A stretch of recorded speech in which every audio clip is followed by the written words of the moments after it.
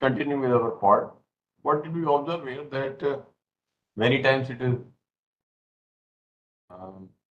fusion techniques are work very well. Along with it, if you have noticed here that even you can balance the two data sets using the smooth technique. In pre-processing, contrast limited adaptive histogram equalization is applied. So whatever, it's a overall package of techniques. So remember, depending upon the actual data set, depending upon our actual objective, these things automatically come out. There are no more any fixed algorithms there that only we need to use which one of them, but you can take either of the combination. And you find this novelty after getting the good accuracy. Now, this is another basically paper. This is enhanced brain tumor detection, imposing ensemble machine learning with maximum voting. So what has been told here, the traditional method typically rely on single classifier, not detect tumor location. Here, what we are saying, we are optimizing hyperparameter using grid search optimization and gray wolf optimization. It proposed ensemble learning method through a voting mechanism without the need for data augmentation. What we are doing it again, see, basically, we don't want to augment the data. No any single classifier.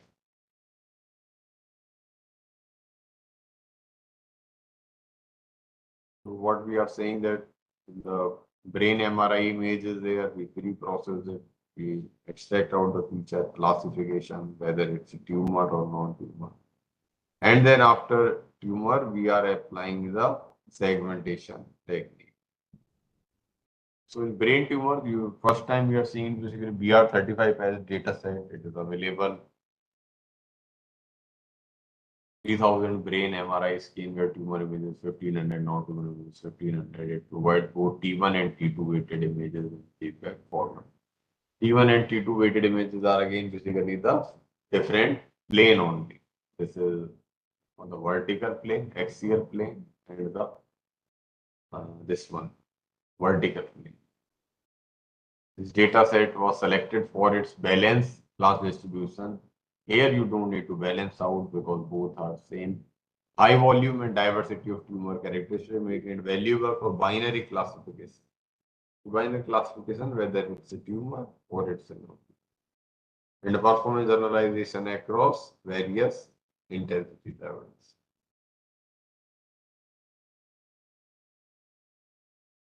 What do you do in the pre-processing? Pre-processing, the visibility of the fine details of biomedical images are low. So again, the same thing.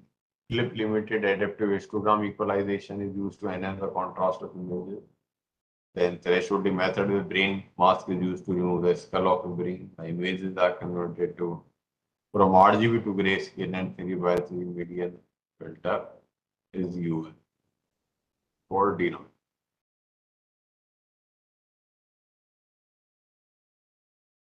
The feature extraction, it is again the gray level co-occurrence matrix. Each element represents the frequency at which a pixel with gray level I occurs adjacent to a pixel with gray level J.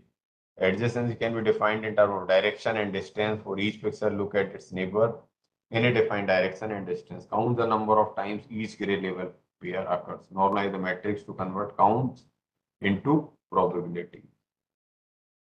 So this is Ij are basically again the gray level and these are the adjacent pixel value. Here it is a square, here it is the mode is taken, and here it is the probability is taken. The gray level occurrence matrix, we've also already seen that contrast, dissimilarity, homogeneity, energy correlation can be found out. So here with in the classification, what do we do? Machine learning techniques are used. Naive-based logistic regression, support vector machine decision. We have applied All of them. So ensemble learning, we are saying it's basically a group of learning for improved accuracy, combines multiple classifiers to boost prediction performance. The voting based method is majority voting.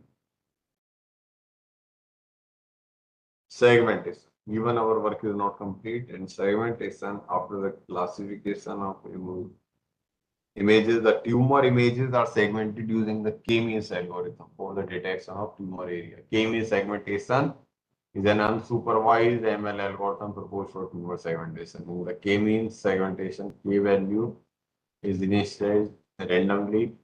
Here the data are grouped together in K because the sum of the square of distance between data points and centroid is for K number of cluster, number of centroid will be K. The centroids are initial randomly or from the very first K items. In each iteration, Euclidean distance, K centroid and data points are calculated and it is assigned into respective clusters where the Euclidean distance is there. It continues till there is no change in the centroid value. The segmentation process creates a pattern using data and classifier follows that pattern for classification, as you can see. So this data is there, and so number of cluster you find out, then you find out centroid, and then distance object to centroid, then grouping based on minimum distance, then we, if no object is moved, then we consider the group. So here it is the segmentation. And what is that? Brain MRI image. The A part you see, in the B in the enhanced image you can see. In the C, if you see skull stripping is there. In D it is RGB gray is shown here basically. And then it is the denoised image. In the E it is there. And then F it is a segmented. What we have applied in the last. The discussions where we are told that it's a group of the classifiers when we used it in accuracy. Here, first we have used them independently and then we are used in the group. When in the group, it is random forest, logistic regression, decision tree, and then random forest, logistic regression, and then SPM. When we have taken it together, it does lead to basically marginal increase in the accuracy. That has been.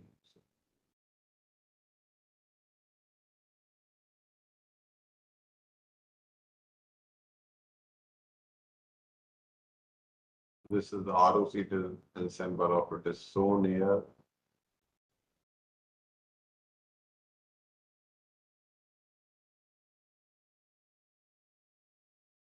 So this is when you see the AOC, you see the AOC versus the maximum when you are checking along for the accuracy. Conclusion in this work basically. A novel ensemble machine learning classifier with hard voting is proposed for tumor detection for image enhancement, contrast, limited adaptive histogram equalization has been proposed in the pre-processing part. Skull stripping of brain is done using OTSU thresholding method with finding diverse components. BDN filter is used for noise reduction with preservation of edges. Features which are extracted using GLCM is fed into different classifiers and ensemble classifiers. Result of experiment shows that the ensemble classifier with RF, SVM, DT gives better result than other classifiers with accuracy 90%, computation time of 5.17 seconds, and area under the curve 0.9. After classification, the tumor images are segmented using K-means segmentation for tumor location that we have gone through. So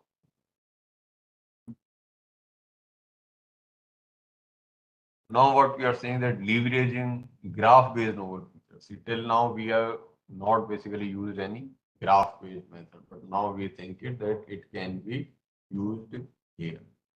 So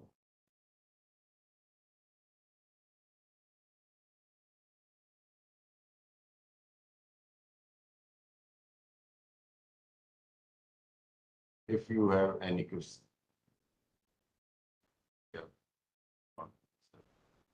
long session, very small breaks, but if you have any question regarding the medical images,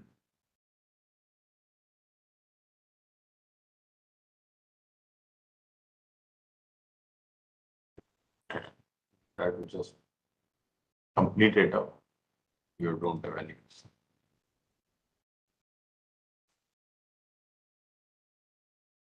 So what we are saying, see, graph, see, now when we talk about the graph, the what is in our mind that we can make a something as a graph signal if we can define the edges between two units of an image. So what will be the unit that we will? And not only this thing, but also not only the thing that it is a brain tumor or it's not brain tumor. See what type of, there may be a type of tumor, right?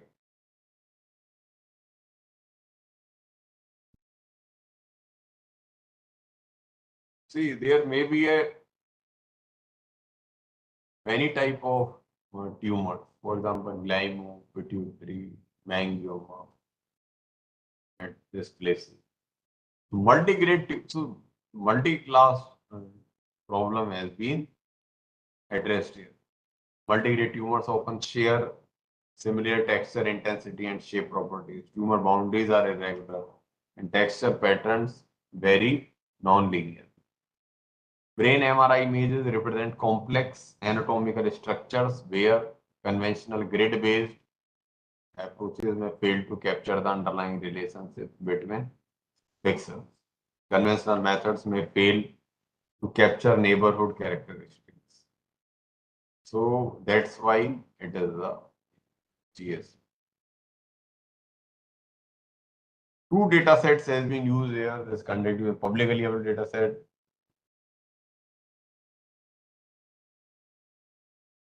This is basically in the China based.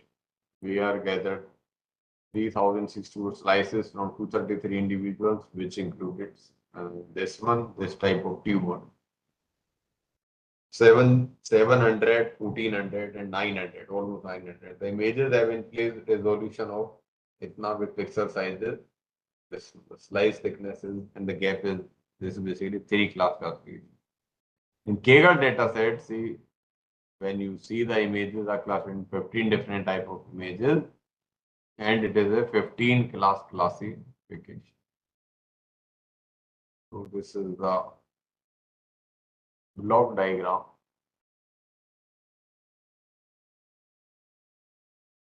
So here what we are saying that brain MRI, pre-processing, graph construction, classification with 5 folds in feature sampling, feature extraction, performance output, and tumor type.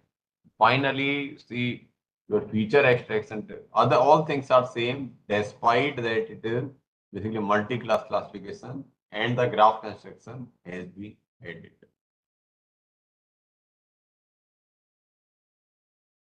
So in the graph construction, so what is there? So as you see it is basically the brain MRI image. Brain MRI image you are using graph construction, and here it is graph Fourier transform, it has been shown in graph construction. So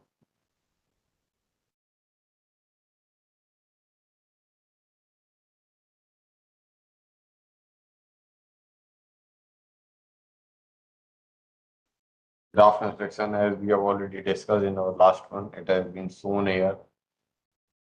Brain MRI image simulation.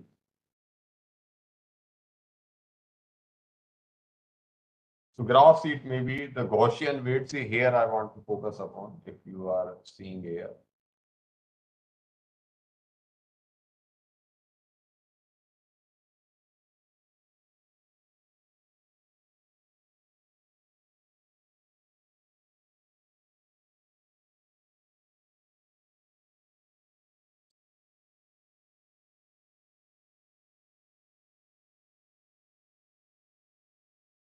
See here what you are seeing here is the graph. See, not only can be type of the Gaussian weight, it can correlation based, it can Fundis weight based. Fundis means that both the structural relationship and the functional relationship both are in the part of it.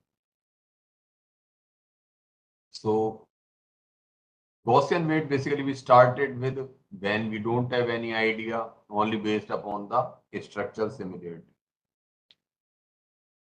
Correlation basically means how the two data are basically related with some with some function or with some geometry.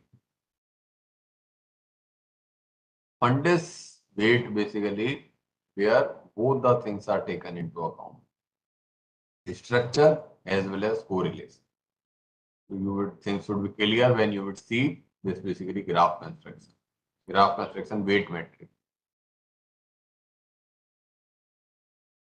Here what you are seeing here that in the Gaussian weight it is Vi minus Vj.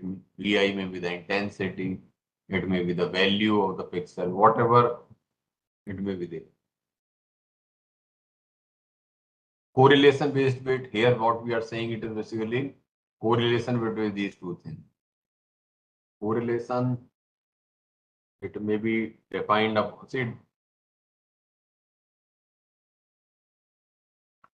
correlation may be defined upon the many bases. It may be the image correlation, it may be the function correlation, many things. What you are seeing in the, so this is open actually. Correlation is basically some function with how these two things are correlated. So it's different when it's different values are given, so you are able to find out. These functions are given basically in the MATLAB as well as Python. So what you need here, you need the different set of values. When you have a different set of values, then the correlation can be computed. Fundus based weight. In fundus based weight, basically here it is contribution of two things. Not only this weight, this is basically structural and this is functional. So both are taken into account. It's a combination of Gaussian and correlation. So when you come to the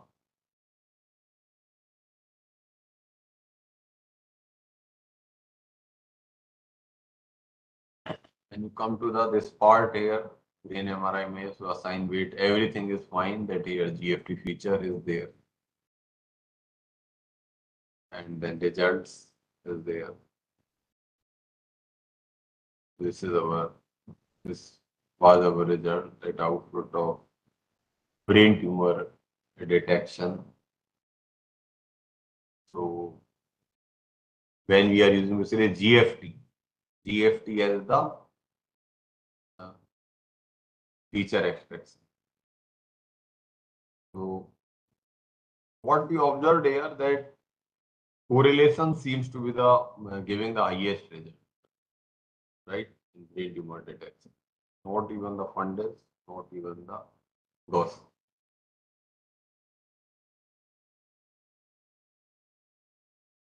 While in the trial 2 analysis, so this is the trial 1 analysis, and then in the trial 2 analysis, again with feature sampling, what we have done.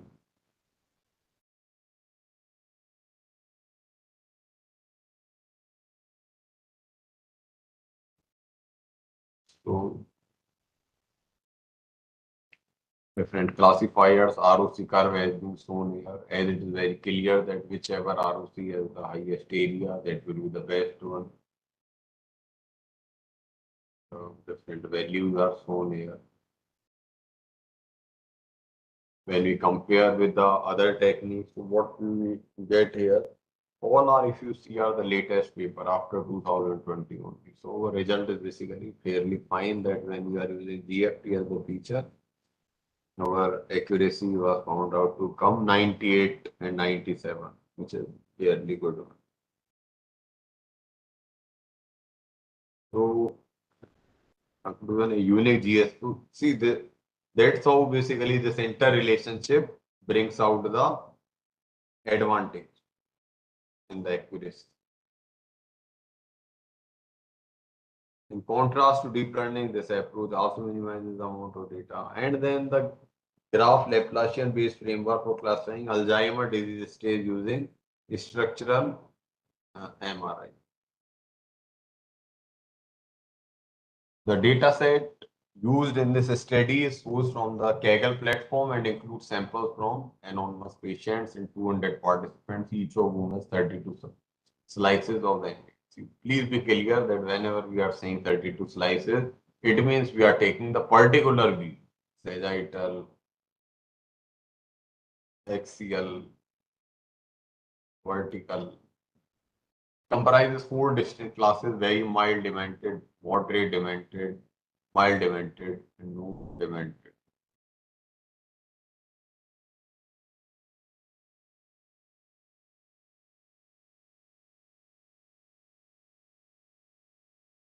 So in the block diagram, it has been shown it is Alzheimer data, it is pre-processing, it is feature extraction using SCWT. Here what we have used in the GFT, it is SJWT.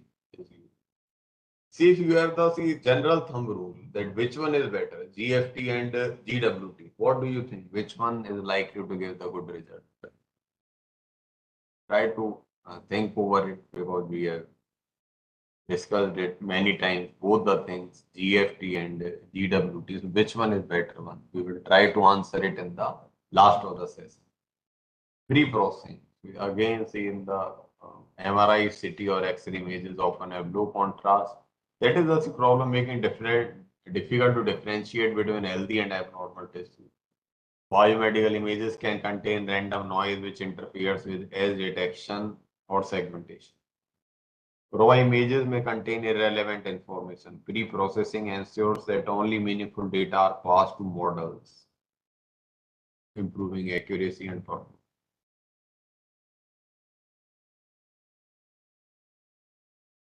Spectrograph wavelet transform, if you see it here, the key difference between spectrograph wavelet transform and GFT is basically the basis. Their bases are basically the eigenvectors. Here bases are the wavelets, different wavelet. Even see the wavelet may be Mexican, Mayer, Epstein, different type of are there.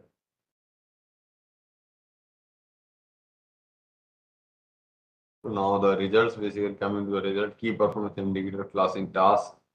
Again, the false positive to negative, this has been shown here and what we have been calculated. Here, see, if you recall in our GSP lecture, we have taken unnormalized Laplacian matrix where L equal to D minus W. Also, we have taken the normalized Laplacian matrix. If you recall, see, it is D minus half, W minus half, D half. This value was there. So there it has been shown. So it leads to the minor difference in the result.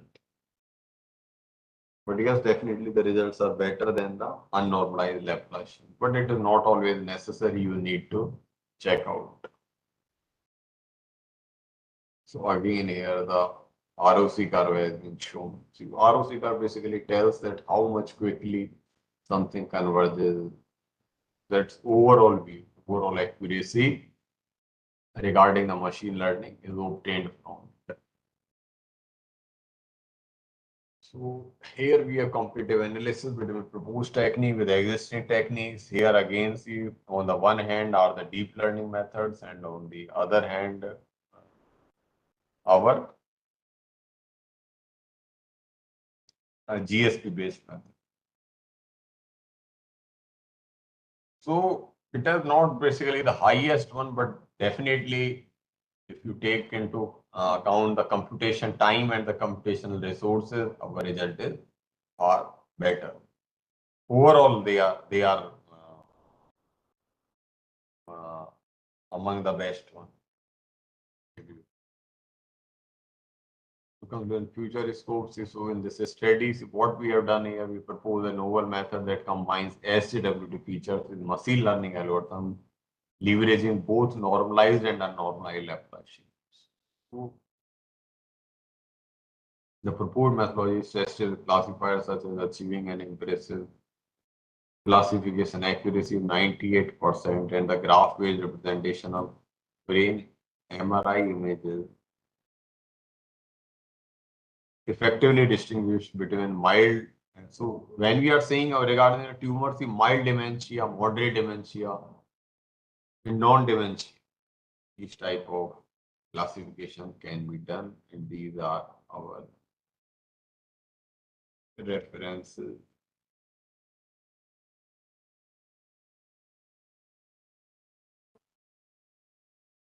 So now it's coming to the question part.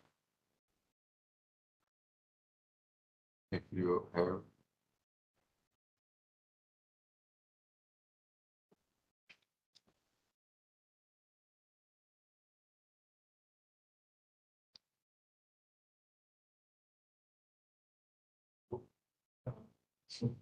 that is the one question I asked everyone, that which one is better.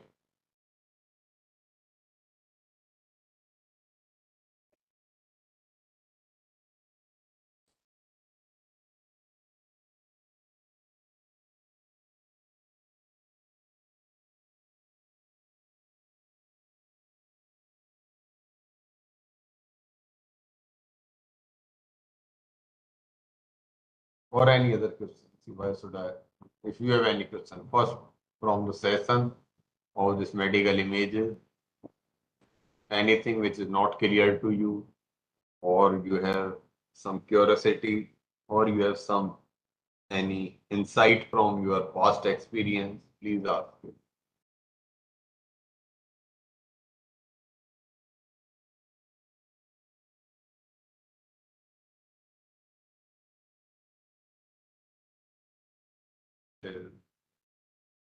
Bharat, Ritesh, Ritesh, Joseph, Snehal,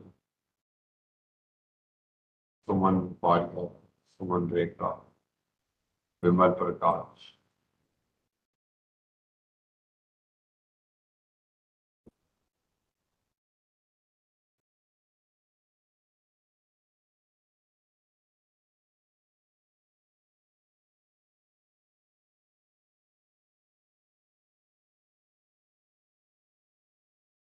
Initially, see, I wanted to start my thesis basically with this medical images only. Suman is saying SAW is better than GFT. Any reason, Suman?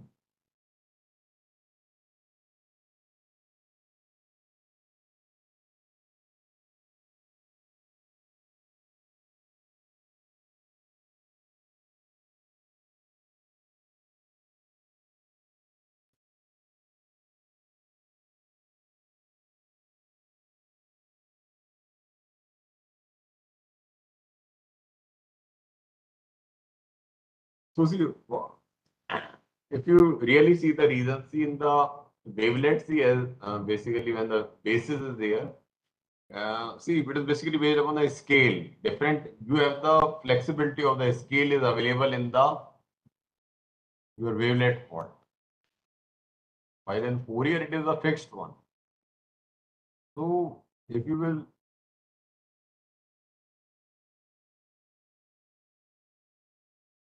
if you see the different scale when they better capture the reality comparison to the static Fourier transform. That's how it becomes better because here the flexibility in the scale is available.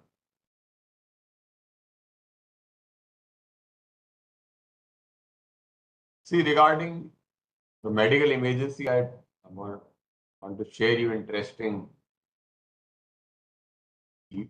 event that actually the first, when I was looking for the PhD topic, I attended the first workshop that was on the medical images only. But since I had not any background in the image processing, then see, I did not have the full craze to take up that topic. Because medical images requires that you would have worked upon the some normal images also earlier. In 2015, I attended the one workshop in the IIT Delhi. I was very fascinated. I was very fascinated by seeing this topic, but I had not the confidence. Then later on, see, when I began to work upon some project in IIT Delhi only during our summer part. There we had been actually working upon some EEG based some experiment we had been doing, and there on actually I was assigned to find out the emotions, and during that emotion I somehow came into contact with the facial expression, etc. So it's a very mixed event because I am, you would be surprised that I have never ever done any image processing course because even in during my masters also, I hadn't that inclination toward the image part. So, but what I'm telling you that these things are not the hindrance. So later on, see whatever today I have discussed, I have presented, it's again my student Soman, she has done. Now as I was interested and now, but today I want to explore it. It's a very, very interesting thing.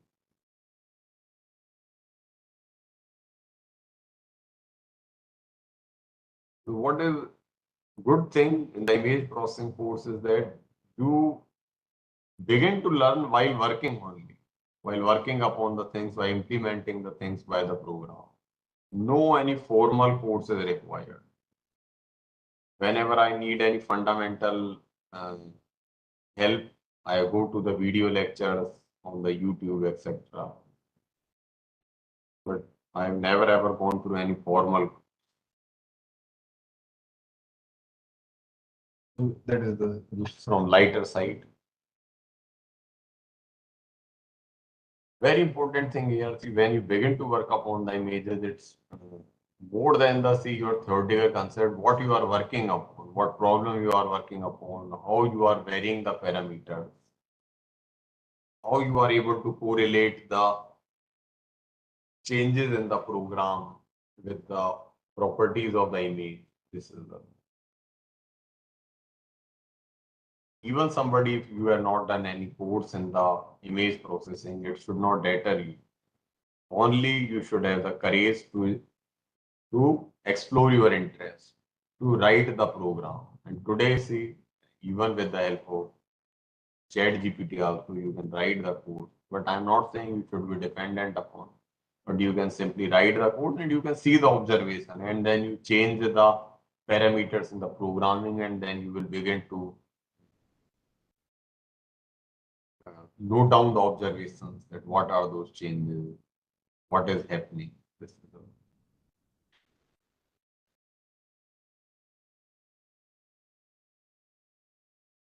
Thank you. So that's from my side. If you don't have any question, we will meet in the next session at 3 p.m.